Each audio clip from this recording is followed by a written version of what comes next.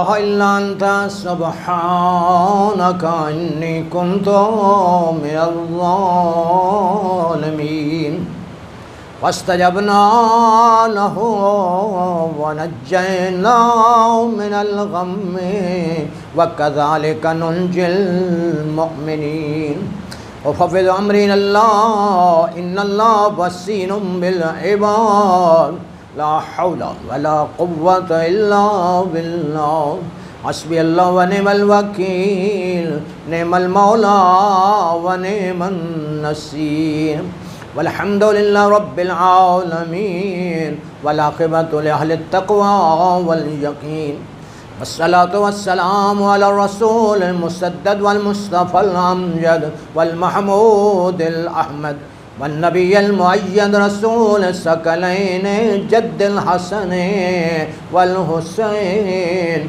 أبي القاسم محمد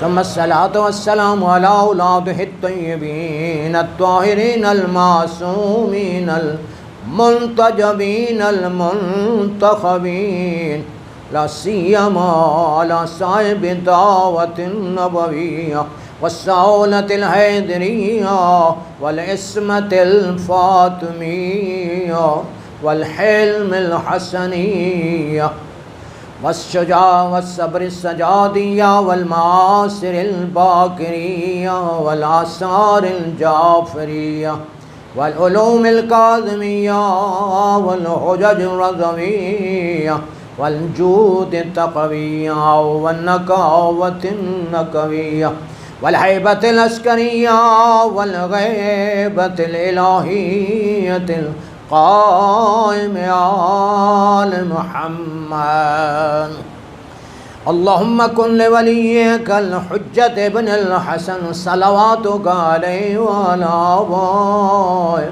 في هذه الساعة وفي كل ساعة وليا وحافظا وقائدا وناصرا ودليلا وعينا حتى تسكنه أرضك وتمتعه فيها طويلا يا رب محمد وآل محمد وعجل فرج آل محمد وأهلك آل محمد وارزقنا الشفاعة آل محمد ولعنة الدائمة الباقية على غاصب حقوق ومنكر فظالم أجمعين أما بعد وقد قال الله في كتاب الحكيم وقوله الحق بسم الله الرحمن الرحيم تبارك الذي بيده الملك وهو على كل شيء قدير الذي خلق الموت والحياة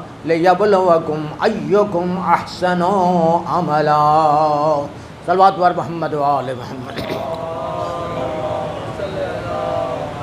ارشاد رب العزت ہے بابرکت ہے وہ اللہ جس کے قبضے قدرت میں اس پوری کائنات کے اقتدار ہیں اور وہ ہر چیز پر ہمیشہ قدرت رکھنے والا ہے اس نے موت کو زندگی سے پہلے خلق کیا ہے تاکہ تمہارا امتحان لے کون ایسا ہے جو حسن عمل کا مظاہرہ کرتا ہے قرآن مقدس میں یہ سورہ ملک کی پہلی آیت ہے یہ اس کلام حق کلام نور کی آیت ہے جس کے بارے ہمارے 8ویں پیشوا شہنشاہ عرب اور عجم فرماتے ہیں قرآن خاتم الانبیاء کی نبوت کا ایسا معجزہ ہے جو قیامت تک باقی رہنے والا ہے اگر کوئی اس کے کام پہ عمل کرے تو اس کو جنت تک پہنچانے والا ہے عذاب جہنم سے نجات دلانے والا ہے اس کے احکام میں تغیر تبدل نہیں تضاد اور تناقض نہیں اس کی تلاوت کرو کثرت تلاوت کی وجہ سے اس کی شان میں ذرا بر فرق نہیں آ سکتا غور کریں اس لیے کہ کسی خاص زمانے کے لیے ہدایت نہیں ہے کسی خاص گروہ کے لیے ہادی اور رہنما نہیں ہے یہ ہر انسان کے لیے ہدایت ہے ہر زمانے کے لیے ہدایت ہے پورے عالم انسانیت کے لیے ہدایت ہے قیامت تک کی آنے والی نسلوں کے لیے یہ ہادی اور رہنما ہے حجت اور دلیل ہے نہ اس کے آگے سے باتیں لا سکتا ہے نہ اس کے پیچھے سے باتیں لا سکتا ہے، اس لیے کہ وحدہ لا شریک کا کلام ہے جو فرماتا ہے نحن نزلنا الذکر وإنا لہ لحافظون، ہم ہی قرآن کو نازل کرنے والے ہیں، ہم ہی اس قرآن کی حفاظت کرنے والے۔ صلوات بر محمد و آل محمد۔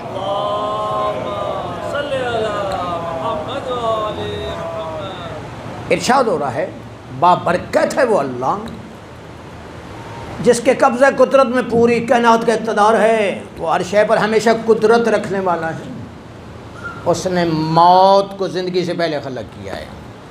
قرآن کی فصاحت و بلاغت میں ہمیں غور کرنا ہے۔ ارشاد ہو رہا ہے ہم نے موت کو زندگی سے پہلے خلق کیا ہے، جبکہ ظاہری طور پہ کیا ہو رہا ہے؟ پہلے انسان دنیا میں آتا ہے، پیدا ہوتا ہے، پھر دنیا سے اس کا انتقال ہوتا ہے۔ خالق کائنات فرماتا ہے نہیں، ہم نے موت کو زندگی سے پہلے خلق کیا۔ اس کا کیا فلسفہ ہے؟ علماء مفسرین نے اس کی 19 تفاسیر کی ہیں۔ اس آیت کا مفہوم معنی 19 لحاظ سے بیان کیا ہے۔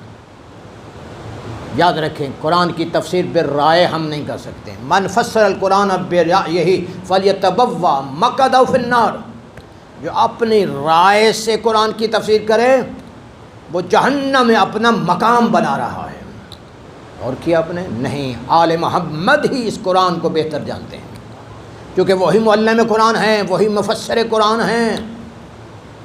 اور تو کریں سورہ قمر کے اندر ارشاد ہوتا ہے وَلَقَدْ يَسَّرْنَا الْقُرْآنَ لِلذِّكْرِ فَهَلْ مِن مُدَّكِرٍ، تحقیق ہم نے اس قرآن کو سہل اور آسان بنا دیا ہے کوئی جس سے نصیحت حاصل کرے؟ عربی گرامر کے لحاظ سے غور کریں، یہ باب تفعیل جو ہے ہمیشہ متعدی استعمال ہوتا ہے، یعنی بذات خود قرآن آسان نہیں ہے، ہم نے اس کو آسان بنا دیا ہے۔ کیسے بنا دیا ہے؟ قرآن میں ایسا ہوتا ہے فَاسْأَلُوا أَهْلَ الذِّكْرِ إِن كُنتُمْ لَا تَعْلَمُونَ، اہل ذکر سے پوچھو اگر تم نہیں جانتے۔ ہمارے پانچویں امام فرماتے ہیں نحن اہل الذکر، وہ ہم اہل ذکر ہیں جن کے بارے خالق فرماتا ہے اہل ذکر سے پوچھو۔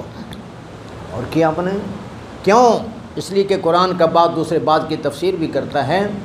سورہ آل عمران میں ہوتا ہے وما یعلم التاویل الا اللہ والراسخون فی العلم، اس قرآن کی حقیقت، اس کی تعویل یا اللہ جانتا ہے جس نے قرآن کو نازل کیا ہے، یا آل محمد جانتے ہیں جن کے گھر میں یہ قرآن نازل ہوا ہے۔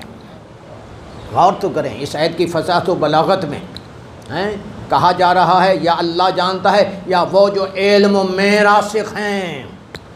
یہ نہیں کہا گیا کہ علم ان میں راسخ ہے، نہیں، وہ علم میں راسخ ہیں۔ ہمیں غور کرنا ہے، ہمارے بچے جب دنیا میں پیدا ہوتے ہیں اس قابل ہو جاتے ہیں کہ ہم ان کو اسکول کالج میں بھیجیں تو وہ پرائمری پاس کرتے ہیں، مڈل، میٹرک، ایف اے، کیوں؟ تاکہ علم ان میں راسخ ہو جائے۔ اور کیا ہم نے تو قرآن میں یہ نہیں کہا گیا۔ اس سے یہ بات واضح ہو جاتی ہے کہ آل محمد جو ہیں یہ 14 معصومین علم لدنی کے مالک ہیں، یہ علم و معرفت لے کر دنیا میں آتے ہیں۔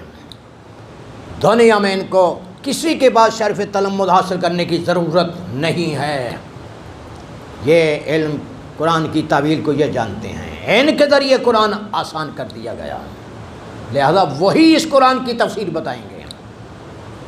تو یاد رکھیں معصومین کا فرمان یہ ہے کہ یہ جو کہا جا رہا ہے نا موت کو ہم نے زندگی سے پہلے خلق کیا ہے، دیکھو یہ دنیا کی زندگی در حقیقت فانی زندگی ہے، عارضی زندگی ہے،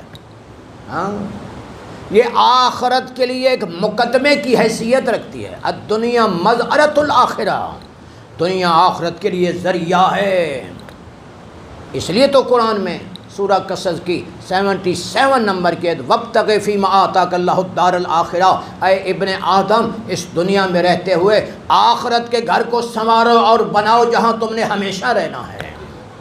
ٹھیک ہے، تو دنیا کی کوئی حقیقت نہیں، یہ عارضی زندگی ہے، یہ فانی زندگی ہے، یہ ایک مقدماتی زندگی ہے، اس کے بعد حقیقی زندگی شروع ہونے والی ہے۔ اس لیے کہا جا رہا ہے موت کو ہم نے زندگی سے پہلے کیا، یعنی اس دنیا کی زندگی کو آخرت کی زندگی کے لیے مقدمہ بنایا ہے۔ غور کریں اس کی ایک اور مثال تاکہ اور یہ بات واضح ہو جائے۔ ہاں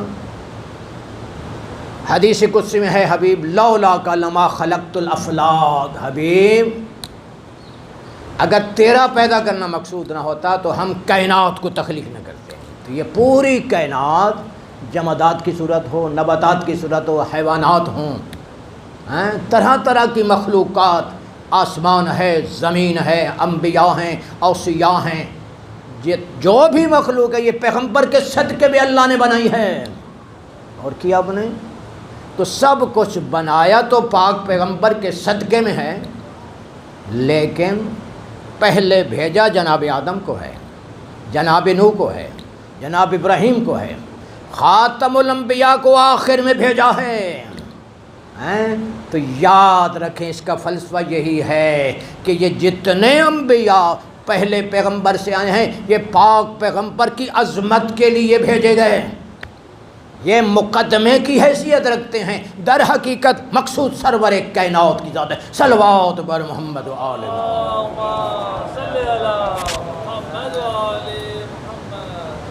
ارشاد ہوتا ہے ہم دیکھنا چاہتے ہیں کون ایسا ہے جو حسن عمل کا مظاہرہ کرتا ہے۔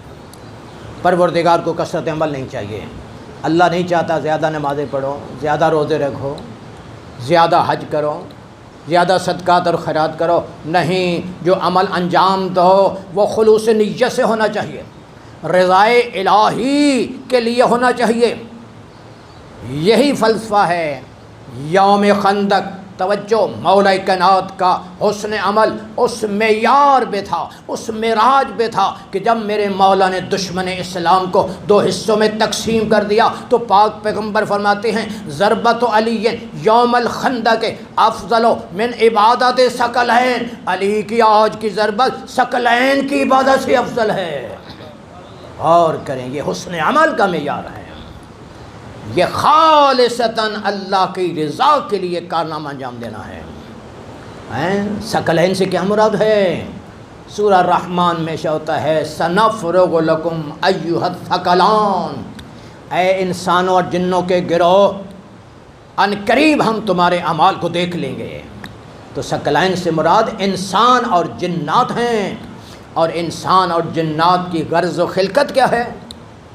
سورہ والذاریات میں آتا ہے وما خلقت الجن والانس الا لیعبدون، میری ذات نے انسانوں اور جنوں کو عبادت کے لیے پیدا کیا ہے۔ تو غور کیا آپ نے، انسان اور جنات کی غرض خلقت عبادت الہی ہے۔ اب مولا کائنات کی عظمت کو سمجھیے، او علی وہ ہے جس کی ایک ضربت ثقلین کی غرض خلقت کو پورا کر دے، اس کو علی ابن ابی طالب علیہ السلام کہتے ہیں۔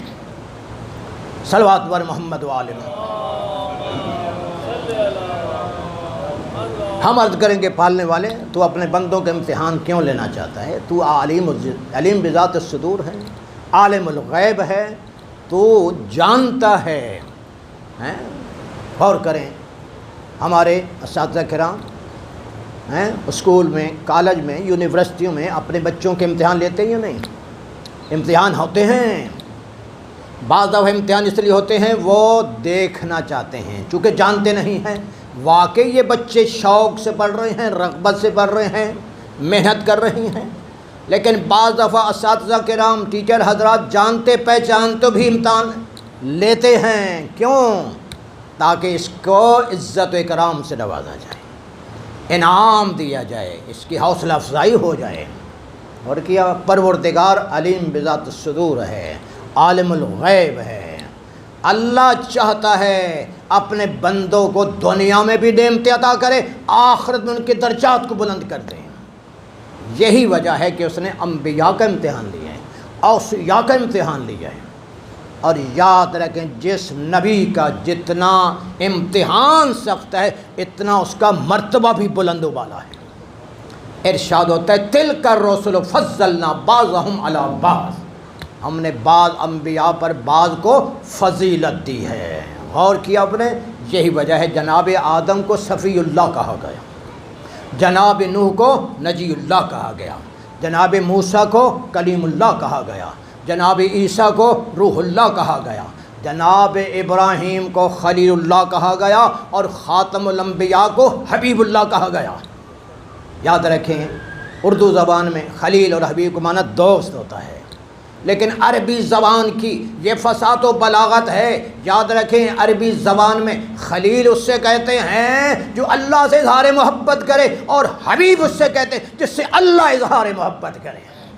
یہ محبوب کبریا ہیں، اس لیے تو فرماتا ہے قل ان کنتم تحبون اللہ فاتبعونی یحببکم اللہ ویغفر لکم ذنوبکم۔ حبیب کہہ دو اگر تم اللہ سے محبت کا دعویٰ کرتے ہو تو میری اتباع کرو، اللہ تم سے محبت کرے گا، تمہارے گناہوں کو بخش دے گا۔ اور کیجئے یہ دنیا دارالامتحان ہے، یہ گزرگاہ ہے۔ اس دنیا میں رہ کر انسان نے آخرت کو سنوارنا اور بنانا ہے۔ کیا ہم نے ایک شخص مولا کائنات کی خدمت میں عرض کرتا ہے مولا ہمیں دنیا سے محبت ہے، آخرت وحشت ہے۔ حضرت فرماتے اس کی وجہ یہ ہے کہ تم نے دنیا کو آباد رکھا ہے، کر دیا، اور آخرت کو ویران کر دیا۔ جبکہ فرمایا دنیا سجن المومن، دنیا مومن کے لیے قید خانے کی حیثیت ہے۔ لہٰذا اس دنیا میں رہتے ہوئے ہمیں اس دنیا میں قید خانے کا تصور کرنا ہے۔ جس طرح قید خانے میں صعوبتیں تکلیفیں ہوتی ہیں، اسی نگاہ سے دیکھو، پھر انسان آخر طرف متوجہ ہوگا۔ ایک یہودی مولا کائنات کی خدمت میں آتا ہے، آپ فرماتے ہیں کہ دنیا کافر کے لیے جنت اور مومن کے لیے قید خانہ، میں دیکھ رہا ہوں آپ مجھ سے بہتر زندگی گزار رہے ہیں، خوشحال خوشگوار زندگی۔ امام فرماتے ہیں اے یہودی اگر تو آخرت میں اپنا مقام دیکھ لے جہنم میں تو یہ دنیا کی زندگی تیرے لیے ایک جنت کی مانند ہے، اور اگر جنت میں تو آخرت میں میرا رتبہ دیکھ لے تو یہ دنیا کی زندگی میرے لیے قید خانے کی حیثیت ہے۔ اور کیا اپنے انسان گناہ کرتا کیوں ہے، نافرمانی کرتا کیوں ہے بھائی؟ چونکہ جو اعمال انجام دے رہا ہے، اچھے اعمال یا برے اعمال، اس کو اچھے اعمال کی جزا کیا مل رہی ہے، برے اعمال کی سزا کیا مل رہی، یہ دیکھ نہیں رہا۔ ارشاد ہوتا ہے فلا تعلم نفس ما اخفی لهم من قرۃ اعین جزاء بما كانوا یعملون۔ کوئی زیرو نہیں جانتا جو وہ اعمال انجام دے رہا ہے، اچھے اعمال یا برے اعمال، نیکیاں یا برائیاں، اچھائیاں یا برائیاں، کون سے اعمال اس کی آنکھوں کے ٹھنڈا کا باعث ہیں، دل کے لیے راحت اور سکون کا باعث ہے۔ جو جزا ہے، جو بدلہ ہے ان اعمال کا جو انجام دے رہا ہے۔ جب انسان کے اس دنیا سے انتقال ہوتا ہے، اعمال مجسم ہو کر اس کے سامنے آ جاتے ہیں۔ اچھے اعمال اچھی شکل و صورت اختیار کرتے ہیں، برے اعمال بری شکل و صورت اختیار کرتے ہیں۔ یاد رکھیں اچھے اعمال باعث سے راحت ہوتے ہیں، باعث سے سکون ہوتے ہیں، اور برے اعمال باعث سے اذیت ہوں گے۔ کیا یہ عالم برزخ میں ہم نے رہنا ہے۔ دنیا سے انسان کا انتقال ہوتا ہے، اس کے بعد قیامت تک یہ درمیان کا جو خلا، اس کو عالم برزخ کہتے ہیں، اس کو عالم ارواح بھی کہتے ہیں، عالم قبر بھی کہا گیا ہے۔ کیا تیاری کی ہے ہم نے؟ دنیا سے جانا یقینی ہے۔ غور تو کریں، اس دنیا میں ہم رہتے ہیں، اس عارضی دنیا میں، تو کیا ہم مختلف ممالک میں ٹریول نہیں کرتے، سفر نہیں کرتے؟ مثال کے طور پہ کچھ لوگ زیارات پہ جاتے ہیں یا نہیں، عراق جاتے ہیں، ایران جاتے ہیں، مشہد مقدس، تو کیا وہاں کے موسم کا جائزہ نہیں لیتے ہیں؟ وہاں کے لیے کرنسی کیا ہے، ٹکٹ ویزا سب چیک کرتے ہیں یا نہیں کرتے؟ جب کہ ہمیں یقین ہوتا ہے 15 دن یا 1 ماہ کے بعد واپس آنا ہے، تو اس عارضی دنیا میں اتنی بڑی تیاری، اور آخرت کے لیے جب کہ ہمیں یقین ہے کہ واپس نہیں آنا، کل نفس ذائقۃ الموت، ہر نفس موت کا ذائقہ چکھنے والا ہے۔ اور کیا تیاری کی ہے؟ یاد رکھیں عالم برزخ ایک حقیقی زندگی ہے جس میں ہر مرنے والے نے زندہ رہنا ہے، زندگی گزارنی ہے، اعمال کی لحاظ سے یہ آپ نے کیا تیاری کی ہے؟ اس عالم برزخ و مولا کائنات امیر المومنین علی ابن ابی طالب علیہ السلام نے بڑے خوبصورت انداز میں سمجھایا ہے، بڑی فصیح لہجے میں اس کی وضاحت فرمائی ہے۔ فرماتے ہیں ایک بچہ جب ماں کے بطن میں ہوتا ہے اس سے سوال کرو تیری کل کائنات کیا ہے، تو کہے گا ماں کا بطن۔ کیوں؟ کیونکہ عرصہ دراز تک ماں کے بطن میں رہتا ہے۔ کم از کم بچہ ماں کے بطن میں 6 ماہ تک یا 9 ماہ تک، زیادہ سے زیادہ 12 مہینے تک مانوس ہو جاتا ہے۔ ابھی وہ پیدا نہیں ہوا کہ اس کو معلوم ہو کہ اس سے وسیع اور عریض کائنات ہے۔ اور کیا اپنے یہی مثال میری اور آپ کی ہے۔ ہم اس دنیا میں رہتے ہیں 70-80 سال تک زندگی گزارتے ہیں، مانوس ہو جاتے ہیں۔ نہیں، ضروری ہے اس دنیا سے انتقال ہو تاکہ انسان دیکھے کہ اس سے وسیع اور عریض کائنات ہے۔ کیا آپ نے تیاری کیا کی ہے؟ کون سا عمل ہے جو میں آخرت میں فائدہ دینے والا ہے؟ ہاں، غور کریں۔ یہ ایک مرحوم مغفور کی مغفرت کی ایصال ثواب کی مجلس ہو رہی ہے۔ یقیناً صاحب اولاد تھے۔ کبھی ہم نے غور کیا ہے قرآن کے اندر ماں باپ کا رتبہ اللہ نے کیا مکان کیا ہے؟ اس کا لطف کرم تو دیکھیے۔ اس نے جہاں اپنی اطاعت کا تذکرہ کیا ہے فرمایا وبالوالدین احسانا، ماں باپ کے ساتھ حسن سلوک بھی کرنا ہے، اچھے اخلاق سے پیش آنا ہے۔ سورہ لقمان میں فرماتا ہے نشکر لی والدیک، میرا بھی شکریہ ادا کرو، ماں باپ کا بھی شکریہ ادا کرو۔ انسان کو اشتباہ میں نہیں رہنا، فقط اللہ کا شکریہ ادا کرتا رہے اور ماں باپ کے شکریہ کو فراموش کر دے۔ نہیں، ہمارے 8ویں امام علی رضا علیہ السلام فرماتے ہیں پروردگار عالم نے اپنے شکریہ کو ماں باپ کے شکریہ کے ساتھ ملا کر واجب کیا ہے۔ جب تک انسان ماں باپ کا شکریہ ادا نہیں کرے گا اللہ اپنے شکریہ کو بھی قبول نہیں کرے گا۔ سورہ بنی اسرائیل میں 23 نمبر کی آیت شاہ ہوتا ہے وَقَضَىٰ رَبُّكَ أَلَّا تَعْبُدُوا إِلَّا إِيَّاهُ وَبِالْوَالِدَيْنِ إِحْسَانًا، تمہارے رب کا فیصلہ یہی ہے، اسی کی اطاعت کرو، اسی کی بندگی کرو، وہی لائق عبادت ہے۔ وَبِالْوَالِدَيْنِ إِحْسَانًا، ماں باپ حسن سلوک سے پیش آؤ۔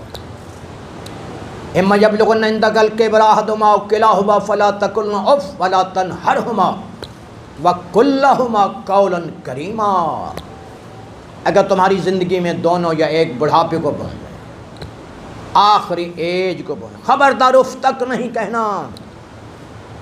اور تو کریں، معصوم فرماتے ہیں یہ اللہ نے ماں باپ کی عظمت کے لیے یہ کلمہ اف پسترین کلمہ استعمال کیا ہے۔ اف تک نہیں کہنا، دھمکی نہیں دینا، جھنکنا نہیں ہے۔ فلسفہ کیا ہے؟ قرآن کا بعد دوسرے بعض کی تفسیر کرتا ہے۔ سورہ یاسین میں شرط وَمَن نُعَمِّرْهُ نُنَكِّسُ فِي الْخَلْقِ أَفَلَا يَعْقِلُونَ، جس کو ہم طویل زندگی دیتے ہیں اس کو پہلی زندگی کی طرف پلٹا دیتے ہیں۔ یہ بڑھاپے کی زندگی بچگانہ زندگی ہو جاتی ہے۔ تو پھر ہمیں ماں باپ جب بوڑھے ہو جائیں تو وہی سلوک کرنا ہے جو بچوں کے ساتھ کرتے ہیں، نرمی، شفقت، مہربانی سے، محبت، پیار سے۔ اسے ہوتا ہے تمہیں دھمکی نہیں دینا ماں باپ کو، جھنکنا نہیں، بلکہ عجز و انکساری کے ساتھ اپنے شانوں کو جھکائے رکھنا ہے، اور کے حق میں دعائے مغفرت کر رب ارحمہما کما ربیانی صغیرا، پالنے والے میرے ماں باپ اس طرح رحمتیں برکتیں نازل فرما جس طرح انہوں نے بچپن میں مجھے پالا، میری پرورش کی، میری تربیت کی۔ ماں باپ کو خوش کرنا اللہ کو خوش کرنا ہے، ماں باپ کو ناراض کرنا اللہ کو ناراض کرنا ہے۔ اور یاد رکھو انسان جب ماں باپ کو ناراض کر دیتا ہے تو اس کا نقصان کیا ہوتا ہے؟ ہمارے 10ویں امام علی نقی علیہ السلام فرماتے ہیں العقوق یعقب القلہ ویوجب الذلہ، ماں باپ کی نافرمانی سے انسان فقر میں مبتلا ہو جاتا ہے، تنگ دست ہو جاتا ہے۔ یہ کیسے فقیر ہو جاتا ہے؟ صاحب سفینۃ البحار نے اس واقعے کو نقل کیا ہے۔ پاک پیغمبر کا ظہری زمانہ ایک شخص مدینے میں بڑا مالدار ثروت مند، اتنی دولت، اتنا سرمایہ، تکبر اور غرور میں زندگی گزار رہے ہیں۔ اور یاد رکھے پروردگار کو اپنے بندے کا تکبر غرور پسند نہیں ہے۔ اللہ اپنے بندوں سے عجز و انکساری چاہتا ہے۔ اللہ کی ناراضگی کی وجہ سے عذاب نازل ہو گیا، سب معلومات ختم ہو گیا، اور کیا بولے فقیر ہو گیا، تنگ دست ہو گئے، اس قدر فقیر ہو گیا۔ پاک پیغمبر فرماتے ہیں وہ لوگ جو ماں باپ کی اطاعت سے غافل ہیں ان کو اس سے عبرت حاصل کرنی ہے کہ پروردگار نے جو ماں باپ کی خدمت سے، اطاعت سے دنیا میں نعمتیں دینی تھی اس سے معروم ہو گیا، جو آخرت میں درجات بلند کر اس سے بھی معروم ہو گیا۔ ماں باپ کا کیا رتبہ ہے، غور تو کریں۔ ایک شخص عرض کرتا ہے یا رسول اللہ میں جذبہ جہاد رکھتا ہوں، میں چاہتا ہوں دشمنان اسلام سے جہاد کروں، جنگ کروں۔ پاک پیغمبر فرماتے ہیں اچھا جذبہ ہے، جاؤ جہاد کرو، اگر فتح حاصل ہو گئی تو غازی بن جاؤ گے، اور اگر مارے گئے تو درجہ شہادت پر فائز ہو گئے، اللہ کے ہاں رزق پاؤ گے۔ عرض کرتا ہے یا رسول اللہ جذبہ جہاد بھی ہے، لیکن اس وقت میرے ماں باپ بوڑھے ہیں، مجھ سے محبت کرتے ہیں، میری جدائی ان کے لیے قابل برداشت نہیں ہے۔ سرور کائنات توجہ فرماتے ہیں پھر تمہیں ماں باپ کی خدمت کرنی ہے، اس لیے کہ فرمایا مجھے قسم ہے اس رب ذوالجلال کی جس کے قبضہ قدرت میں اس پوری کائنات کا اقتدار ہے، ماں باپ کی اطاعت، ماں باپ کی خدمت ایک رات خلوص کے ساتھ اللہ کی راہ میں 1 سال مسلسل جہاد کرنے سے افضل اور بہتر ہے۔ یہ ماں باپ کا رتبہ ہے۔ کیا ماں باپ کا حق ادا ہو سکتا ہے؟ پاک پیغمبر سے پوچھا گیا، رحمت العالمین سے پوچھا گیا، فرماتے ہیں نہیں، ماں باپ کا حق ادا نہیں ہو سکتا۔ اگرچہ تم ریت کے ذرات، بارش کے قطرات کے برابر ماں باپ کی خدمت کرو، ایک لمحے کا حق ادا نہیں ہو جو انہوں نے زحمتوں تکلیفوں سے آپ کی پرورش کی، آپ کو پالا۔ کیا بولیں؟ اور یاد رکھیں اگر ماں باپ دنیا میں ہیں تو ان کی اطاعت واجب ہے، ان کی خدمت واجب ہے۔ اگر دنیا سے چلے گئے ان کا اب بھی اطاعت واجب ہے۔ دنیا سے چلے جانے کے بعد ان کی اطاعت کا کیا مفہوم ہے؟ ہمارے 5ویں پیشوا امام محمد باقر علیہ الصلوۃ والسلام سے پوچھا گیا، فرزند رسول ماں باپ کا انتقال ہو چکا ہے، اب اس کے بعد ان کی اطاعت کا کیا مفہوم مانا؟ فرمایا ان کے واجبات ادا کرو، حقوق اللہ میں سے رہ گئے ادا کرو، حقوق الناس میں سے رہ گئے ادا کرو۔ نماز نہیں پڑھ سکے، روزہ نہیں رکھ سکے بیماری کی وجہ سے، حج نہیں کر سکے، کسی کا قرض دینا ہے، کسی کا حق دینا ہے، کسی کو اذیت دی تھی، ان کی طرف سے معافی مانگو، ان کا حق ادا کرو، ان کے واجبات ادا کرو۔ معصوم فرماتے ہیں جو اولاد ماں باپ کے انتقال کے ان کے یہ واجبات ادا کرتی ہے وہ اسی طرح مطیع و فرما بردار ہے جس طرح ان کی زندگی میں اولاد ان کی خدمت کرتی ہے۔ ہماری ذمہ داری ہے، ہمارے فرائض میں سے ہے، ان کے لیے مغفرت کی دعا کرو اور کریں۔ ماں باپ کا حق کبھی بھی ادا نہیں ہو سکتا، قیامت تک باقی ہے۔ یہی فلسفہ ہے، یہی فلسفہ ہے کہ ہمارے چھٹے امام امام جعفر صادق علیہ الصلوۃ والسلام سے پوچھا گیا کہ دیکھو جب تمہاری ماں جو ہے تم دفن کر رہے ہو، باپ فوت ہو گیا دفن کر رہے ہو، تو باقی لوگوں کو تو مٹی ڈالنی ہے، اولاد کو مٹی نہیں ڈالنی۔ اور کیا اپنے کیا فلسفہ ہے؟ اس لیے کہ جو دوسرے لوگ مٹی ڈال رہے ہیں نا، یہ اس بات کی علامت ہے کہ اب تیرا اور ہمارا تعلق ختم، ٹھیک ہے، لیکن اولاد کو مٹی نہیں ڈالنی، اس لیے کہ ان کا رشتہ تو قیامت تک باقی رہے گا۔ اگر مٹی ڈالیں گے تو اس سے نقصان کیا ہوگا؟ ان کے دل میں ماں باپ کے لیے سنگ دلی پیدا ہو جائے گی، وہ فراموش کر دیں گے، بھول جائیں گے۔ یہی وجہ ہے کہ ان کو کہا گیا کہ وہ مٹی نہ ڈالیں۔ یہ انہوں نے تو ماں باپ کو قیامت تک یاد رکھنا ہے، ان کے لیے مغفرت کی دعا کرنی ہے، فاتحہ پڑھنا ہے، اور کیا کم از کم سورہ یاسین کی تلاوت کرو، جو 12 قرآن کے ختم کے ثواب کے پڑھو، سورہ الحمد پڑھو جو 1 قرآن کے ختم کے ثواب، سورہ قل هو اللہ 3 مرتبہ پڑھو جو 1 قرآن کے ختم کے ثواب کے برابر۔ تو اب ذرا غور کریں 10 منٹ میں ہم نے کتنے قرآن اپنے ماں باپ کو ہدیہ کر دیے ہیں؟ 14 قرآن 14 کے نام پہ ہم نے ہدیہ کر دیے۔ یہ اولاد کی ذمہ داری ہے، کم از کم یہ تو کرے، مغفرت کی دعا کرے۔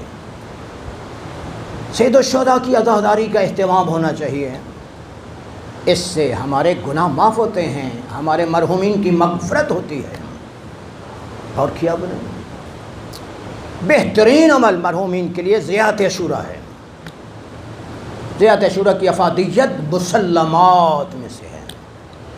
اور کیا بنے صاحب مفاد الجنان نے اس حدیث سے اس زیارت عاشوراء کا تذکر کے حدیث قدسی ہے، یہ منو ان 100 دفعہ آل محمد پر درود، 100 دفعہ ان کے دشمن پر لعنت کے ساتھ یہ اسی طرح نازل ہو جس طرح قرآن پیغمبر اسلام پر نازل ہوا۔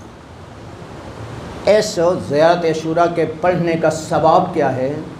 جو شخص زیارت عاشوراء پڑھتا ہے تو اس کے نامہ اعمال میں اللہ 2000 حج کا ثواب لکھ دیتا ہے، 2000 عمرے کا ثواب لکھ دیتا ہے، 2000 جہاد جو اس نے پاک پیغمبر کی معیت میں دشمنان اسلام سے کی ہیں، یا اہل بیت پیغمبر میں سے کسی معصوم امام کی معیت میں دشمنان اسلام۔ اور کیا آپ نے یہ ثواب اللہ عطا کرتا ہے۔ اور جو شخص یہ زیاد پڑھے اس کے بعد دعائے علقمہ پڑھے، پھر چھٹے امام فرماتے ہیں اگر وہ دعا کرے، معصوم فرماتے ہیں میں اس کی دعا کی قبولیت کی ضمانت دیتا ہوں، دعا اللہ قبول کرے گا۔ اور کیا آپ نے اس سے ہمارے گناہ معاف ہوتے ہیں اور ہمارے مرحومین کی مغفرت ہوتی ہے، ان کے گناہ معاف ہوتے جن کے بارے ہمیں معلوم ہوتا ہے کہ یہ گناہ گار تھے۔ صاحب مفاتی نے اس واقعے کو نقل کیا ہے کہ 2 دوست تھے جو ایک استاد کے پاس تعلیم حاصل کر رہے تھے، اتفاق سے ایک نیک تھا ایک بد تھا، ایک اچھے اخلاق کا مالک ایک برے اخلاق کا مالک۔ یہ جو نیک تھا نا وہ اس کو نصیحت کرتا تھا کہ یہ برائی نہ کرو، نافرمانی نہ کرو، کفر نعمت نہ کرو، یہ باز نہیں آتا تھا، لیکن غور کریں اسی حالت میں اس کا انتقال ہو گیا۔ اب اس نے اس کو دیکھا کہ عذاب میں ہے، تکلیف میں ہے، یہ کہتا ہے یہ انہی گناہوں کی وجہ سے عذاب ہے جو میں کہتا تھا تو مانتے نہیں تھے۔ کچھ دنوں کے بعد کہتا ہے کہ عذاب ٹل چکا ہے، عذاب ٹل گیا۔ یہ حیران ہوا کہ کیسے عذاب اس پہ ٹل گیا، یہ تو گناہگار تھا۔ تو اس نے پوچھا کیا وجہ بنی، کیسے عذاب ٹل گیا؟ تو اس سے کہتا ہے کہ ہمارے استاد کی بیوی، ان کی رفیق حیات جو زیارت عاشوراء کو پابندی سے پڑھتی تھی، ان کا انتقال ہوا ہے، اور ان کے آنے سے پہلے اس قبرستان میں سید الشہداء اس کی خبر گیری کے لیے 3 دفعہ آ چکے ہیں۔ کیا آپ نے اور جب ان کو اس قبرستان میں دفن کر دیا گیا تو اب سید الشہداء تشریف لائے اور فرمایا اللہ کے فرشتوں اب اس قبرستان سے عذاب کو اٹھا لیا جائے، کیونکہ اب اس قبرستان میں اللہ کی کنیز میری ظاہرہ آ چکی ہے۔ یہ ہے فقط زیارت عاشوراء پڑھنے کا ثواب اور فائدہ۔ تو ذرا اندازہ تو کرو جو لوگ یہاں سے پیسہ خرچ کر کے زیارات پہ جاتے ہیں ان کا کیا رتبہ اور مقام ہوگا۔ یہی وجہ ہے زیارت عاشوراء کے حوالے سے، زیارات کے حوالے سے، کہ جو لوگ روز عاشوراء وہاں پہنچتے ہیں تو وہ انہی شہداء کربلا کے ساتھ معشور ہوں گے جو حضرت کے ساتھ شہید ہوئے ہیں۔ یہ جو ہے عزاداری سید الشہداء معمولی عبادت نہیں ہے، اس کا حقیقت میں ہمیں مرنے کے بعد فائدہ ہوگا۔ اور کریں آپ روایات میں ہے کہ جب مومنہ قبر میں پہنچتے ہیں اور ان کے عزیز و اکابر دفن کرنے کے بعد گھر واپس آتے ہیں، تنہائی میں گریے کی صدا سنتا ہے، پوچھتا ہے تم کون ہو اس وقت مجھ پر احسان کرنے والے؟ تو ہمارے تیسرے امام مظلوم کربلا کی صدا آتی ہے، میں تیرا تیسرا امام ہوں، تیری بخشش کا انتظام کر رہا ہوں۔ تم نے اپنوں میں بیٹھ کر میری زینب کی چادر پر گریا کیا، سکینہ کی یتیمی پر گریا کیا، علی اصغر کی پیاس پر گریا کیا۔ عزادارو، اللہ سے دعا کرو کوئی بہن بھائی کو اس حالت میں نہ دیکھ لے، جس حالت میں روز عاشوراء عصر عشور ثانیہ زہرا نے مظلوم کربلا کو خیمے کے در پہ دیکھا۔ کیا حالت ہے؟ آبرو کٹے ہوئے، ہونٹ زخمی ہیں، پیشانی سے تازہ خون بہہ رہا ہے۔ میرا مولا چاہتے تھے خیمے کے در سے الوداع کریں۔ ثانیہ زہرا عرض کرتے ہیں بھیا حسین خیمے میں آؤ۔ میرا مولا فرماتے ہیں بہن زینب ایسا نہ ہو اس حالت کو دیکھ کر کوئی مستور مرنے سے پہلے نہ مر جائے۔ اگر کوئی مستور نہیں مرے گی تو سکینہ اس حالت کو دیکھ کر برداشت نہیں کر سکتی۔ عزادارو، جناب زینب نے بھیا حسین ہم نے ماں کے زخمی پہلو کو دیکھا، ہم نے صبر کیا، بابا کے زخمی سر کو دیکھا، صبر کیا، بھیا حسن کے جنازے میں تیر دیکھے، ہم نے صبر کیا، آئیے ہم صبر کریں گے۔ عزادارو، میرا مولا خیمے میں داخل ہوئے، چلتے چلتے اس خیمے میں آئے جہاں ہمارے چوتھے امام سید سجاد بستر بیماری پہ آرام کر رہے تھے۔ جب مولا سجاد نے دیکھا فرماتے ہیں پھپھی اماں مجھے سہارا دو، میری عزتوں والا بابا مجھے ملنے آ رہا ہے۔ عزادارو، ماتمدارو، جناب زینب نے سہارا دیا۔ مولا حسین چلتے چلتے اپنے بیٹے کی سر کی طرف آ کر بیٹھ گئے۔ عزادارو، اس مشکل گھڑی میں دوست یاد آتے ہیں، چاہنے والے یاد آتے ہیں، محبت کرنے والے یاد۔ مولا سجاد نے دیکھا بابا کی پیشانی سے تازہ خون بہہ رہا ہے۔ عرض کرتے ہیں بابا یہ جو آپ کی حالت بن گئی، آپ زخمی ہو گئے۔ اینا اینا زہیر ابن کین، اینا اینا مسلم ابن عوس جا، اینا اینا حبیب ابن مظاہر۔ عزادارو، میرا مولا فرماتے ہیں بیٹا سجاد وہ سب مارے گئے۔ عزادارو، اب مولا سجاد نے وہ نام لیا ہے اور جس کے سہارے جناب زینب نے مدینہ چھوڑا ہے، کربلا میں آئے، فرمایا اینا اینا امیون اللہ بابا میرے چچا باز کہاں گئے؟ فرمایا ان کے بازو کلام ہو گئے۔ عزادارو، جب سنا غش کھا گئے، جب افاقے میں آئے فرمایا اینا اینا اخی علی الاکبر۔ عزادارو، ایک محقق عالم کا جملہ ہے، میرا مولا تجربہ کر چکا ہے، بھائی کے موت بھائی کے کمر جھکا دیتی ہے۔ اس بھائی کو معلوم ہے جس کا 32 سالہ باز جاتا بھائی دنیا سے رخصت ہو چکا۔ فرمایا بیٹا سجاد تم کب تک سوال کرتے رہو گے؟ میں تجھے جواب دیتا رہوں گا۔ اب اس خیمے میں مردوں میں سوائے تیرے اور باقر کے کوئی نہیں رہا، میں لحظے کا مہمان ہوں۔ عزادارو، ثانیہ زہرا جناب زینب نے سنا، روتی ہوئی بھائی کے سامنے آئی، جب بہن کو دیکھا فرمایا یا اخت زینب بے ثوب عتیق، بہن زینب مجھے پرانا لباس لا دو۔ عزادارو، جناب زینب عرض کرتی ہیں بھیا حسین آپ تو جوانان جنت کے سردار، پرانا لباس کیوں مانگے؟ کہو تو جنت سے نیا لباس لا دیں۔ فرماتے ہیں بہن زینب مجھے نیا لباس نہیں چاہیے، میں علم امامہ سے جانتا ہوں یہ جتنے لوگ ہیں اور کسی نے میرا امامہ لے جانا ہے، کسی نے میرا کرتا لے جانا ہے، کسی نے میری ابا اور کسی نے گشتر کے لالچ میں میری انگشت بھی لے جانی ہے، پرانا اس لیے مانگے شاید پرانا سمجھ کے رغبت نہ کریں، میرے جسم کی حد تک نہ ہو عزادار و ماتمدار و ظلم کی انتہا یہی ہے۔ شہید کے لیے شریعت کا حکم یہ ہے، شہید کے لیے نہ غسل کی ضرورت ہے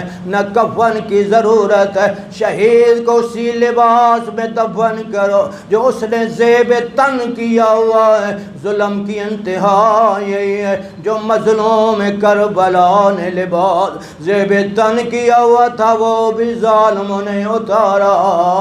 یہی وجہ امام زمانہ آج بھی زیارت نہیہ میں اپنے جد مظلوم کی ہر بے سلام پڑھتے ہیں، السلام علی الشیب الخضیب، السلام علی الخد الطریب، السلام علی البدن السلیب۔ میرا سلام اس پاک ریش پر جس کو سر کے خون سے خضاب کیا گیا، میرا سلام ان پاک رخساروں پر جو ان کو ریت اور خون میں غلطان کیا گیا، میرا سلام اس پاک بدن پر جس سے لباس بھی اتار لیا گیا اور جس کو گھوڑوں کی ٹاپوں سے پامال کیا گیا۔ الا لعنت القوم الظالمین وسيعلم الذين ظلموا أي منقلب ينقلبون۔ السلام على الحسین وعلى علی بن الحسین وعلى اولاد الحسین وعلى اصحاب الحسین۔ پروردگار تیری عظمت جلالت